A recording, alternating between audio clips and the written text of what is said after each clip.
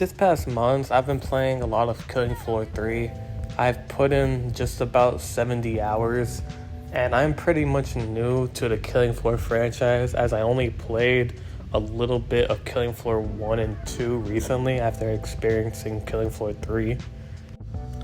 And overall, my experience with the game has been both negative, but also very positive, which is the reason why I put in like 70 hours in the game. I've been enjoying the game a lot with friends and by myself. And yeah, I mean, the gameplay is there and it feels pretty solid to me. But there's also a lot of negatives that come with this game that I will go over later on. But first, I want to get through the positives of what I like about this game, and then we can get to the negatives because I think a lot of negatives might outweigh the positives, especially if you are a long-term fan of Killing Floor. There's a lot of changes that you won't like, and some changes that you might like. So let's get into it. So one of the main things, obviously, that brings me back to this game almost every single day is definitely the gameplay. I think the gameplay it's solid. It feels pretty good. The guns feel good.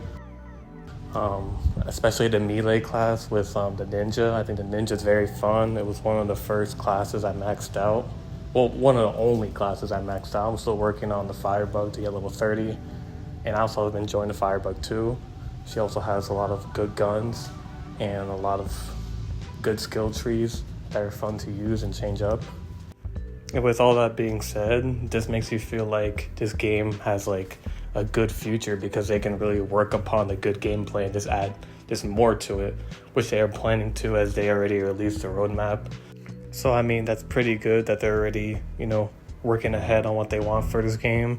Even though I believe there's a lot of things missing in this game and a lot of problems that should have been fixed already, but at least they're addressing it already, and they already rolled out a few patches this past week, which I think is a little too late because I feel like a lot of these major glitches and bugs and frame rate issues should have been fixed like right away.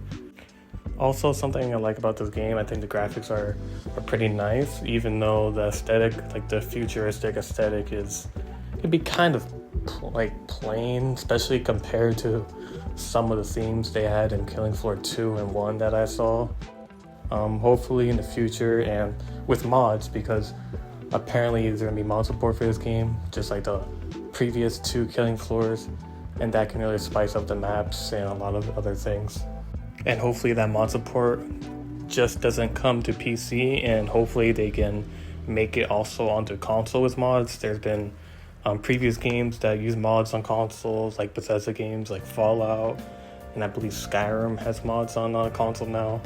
So maybe they can try to add those mods onto consoles, hopefully, because I have a couple buddies of mine that play on console on Killing Floor 3, and I know they would love to see mods on there too. But back to what I was talking about, the classes, or what they call in the game perks.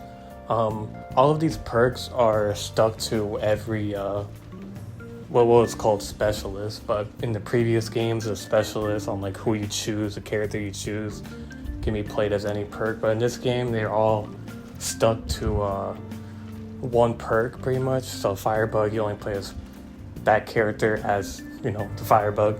You can't change who you want to play as that perk, which I've seen a lot of people complain about. Personally, I really don't have an issue with this, but they're already addressing it in the roadmap, which is good because they're listening to feedback. But I mean, it's kind of more of a nitpick thing to me. I know a lot of Killing Floor fans might disagree, but that's just me personally. Even with that being said, I still think the perks are all very unique and all fun to use. Some are better than others, some are worse, which will happen with every game, but they can fix that with patches to make other classes better. I still think Commando and Firebug are probably the top classes in the game. They have the best guns and everything. But you can also use those guns for other classes, but you can also make those guns better by using those guns with the classes they're made for. So it does really matter which guns you use for which classes, because every skill does really help you become better, especially when you're on Hell on Earth and hard mode. Those skills really start taking into account, because the higher level you are, the easier it's going to be for you to survive. But yeah, those are all the positives I have to say about this game and why I've been playing it so much and why I put 70 hours in. Those are a lot of things I really liked about this game and what I can say good about it. But there's a lot of issues with this game, a lot of negatives that I will be going over right now. Now to start, well, the biggest issue with this game is definitely the glitches and bugs. Like, I've crashed too many times on this game to even remember, and it's very annoying. But like I said earlier, they put some patches out that kind of fix some of it, so I haven't had really issues since. But during like the first like weeks of this game, it was pretty rough, you know. And also, besides the crashing, the frame rate issues were out of control. I mean, you can see in someone's gameplay, this is before they started patching out, I'm just dropping frames like crazy, especially when I'm running OBS to record this. It's just lagging a lot. And I've seen other people have this problem too when recording this game. Other problems I had with this game were like the menu or UI glitching out. Like if I were trying to mod a gun and change the name of it or something like that, it would just freeze and I won't be able to back out and I have to restart the whole game. Another UI issue was like with friends, like trying to join friends can be sometimes very glitchy. Like I had someone like send me a friend request, I accepted it like a bunch of times and it just wouldn't accept, and then it'll just keep showing up like, oh, this person sent you a request, you press accept, and then, well, it wouldn't accept, and it's very aggravating when that happens. Also, another issue were the servers and matchmaking.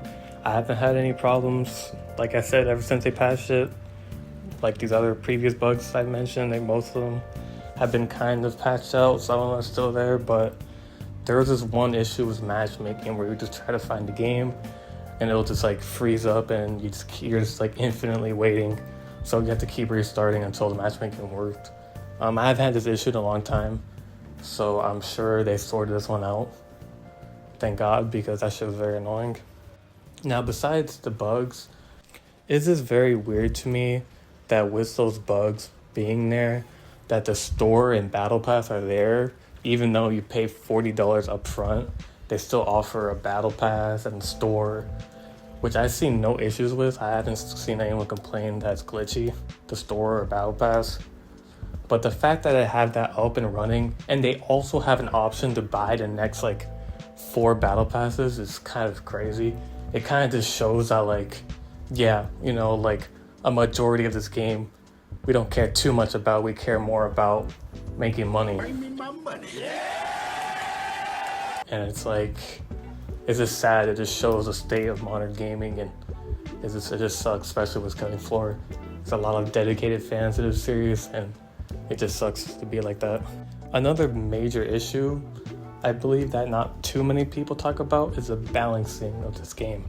Like some of these guns, especially the Firebug gun, if you know, you know. The rocket launcher, it's so broken. Like, I mean, you can just go to like, I mean, you see me using it a lot in this gameplay because it's just that good, especially with a Firebug.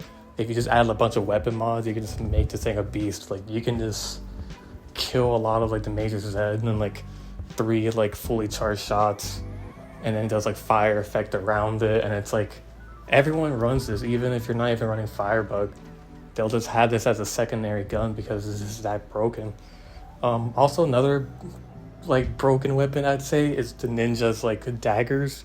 These things, especially on like Z time, is crazy. I mean, it just goes slow motion. You can just spam this and cut through like everything. It's crazy. Like, I mean, it's satisfying, but it's kind of broken, especially like on those higher rounds. It makes like Z time just super broken for that class.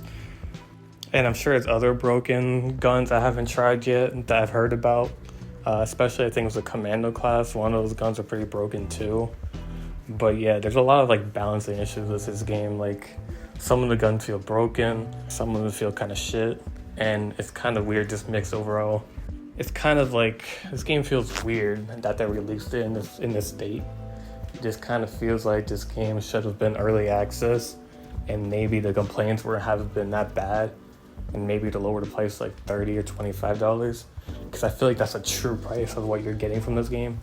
Especially how you're gonna add like, oh, deluxe bonus, battle pass bullshit, like I mentioned earlier, and then like come on, like, you know, this is not a free to play game. This is a game you pay up front. You shouldn't be paying for like battle pass bullshit, and you shouldn't have the battle pass set for like the next 4 seasons to buy already. Like, that's just crazy. And like I said, this game should have just released in early access. Then maybe there will be a good excuse for these problems, but they decided to fully release it in this state, which is very questionable, and overall kind of sucks. But overall, do I like this game personally? I mean, yeah, I've put, like I said, 70 hours in this game. I've been enjoying it, even with the many problems that comes with this game. But would I suggest it to other people?